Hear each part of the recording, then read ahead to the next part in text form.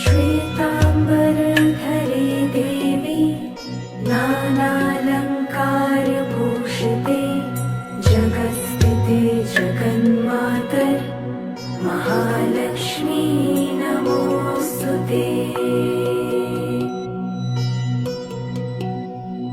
महालक्ष्मीष्टकस्तोत्रम् यः पठेत् भक्तिमान् सर्वसिद्धिमवाप्नोति राज्यं प्राप्नोति सर्वदा।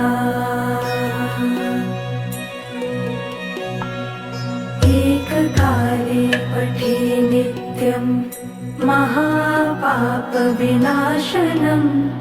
द्विकालं यः पठे नित्यं धनधान्य समन्वितः